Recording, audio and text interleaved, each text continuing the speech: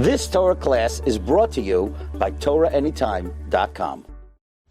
Okay, this is an addendum to last night's Shiur.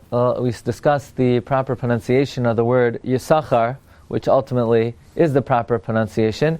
But we brought that there is an opinion advanced in the Sefer Nachlas Yaakov of Rabbi Yaakov couple Zasselber, who, based on the Sefer Devek Tov and based on the Sefer Divrei David of the Taz, says, based on the following narrative, that the proper pronunciation originally was Yissaschar, but then it got changed to Yissachar. And that is because Yissachar had a son by the name of Yoav, who in Parshas Vayigash he's called Yoav, and in Parshas Pinchas he's called Yashuv.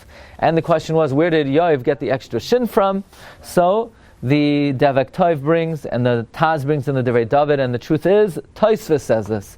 Tosfos in the Das Akemi Valley at Tosfos says that this is the reason why the sin in Yissachar is not pronounced, and that is because back in those times, the name Yoav was the name of an Avodah Zarah. And Yoav was embarrassed from his name, so he went to complain to his father. So his father said, you know what, I have this extra tire in my back pocket, I have this extra sin. You take the sin, I'll become Yissachar, you become Yashuv, and that's where he got the sin from.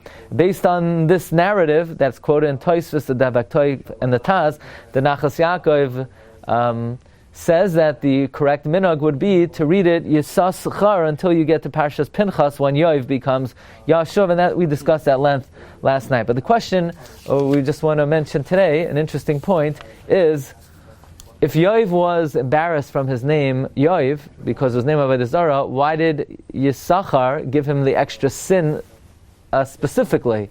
Okay, you could take a letter from anywhere. You could give him any letter. Why dafka the letter Shin?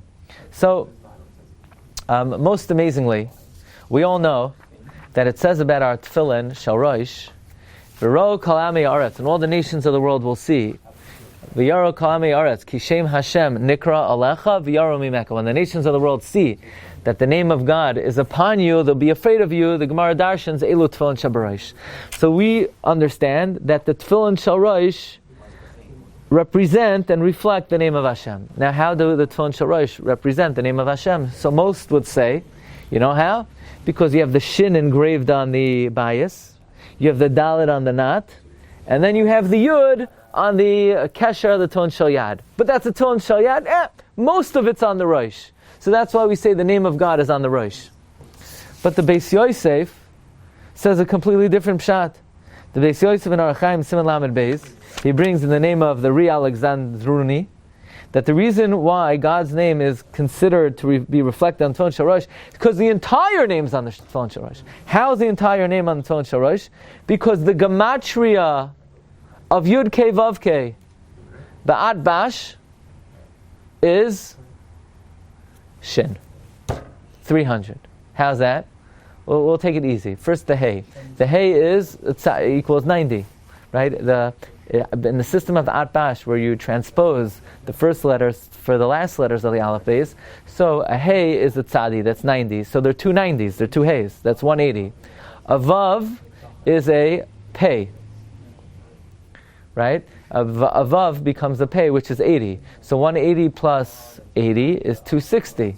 Then the letter Yud is a Mem.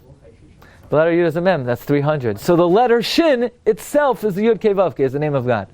So in the Sefer Pardes Yosef, on Parshas Pinchas, he brings from Rav Gedalia Rabinovich from Manchester.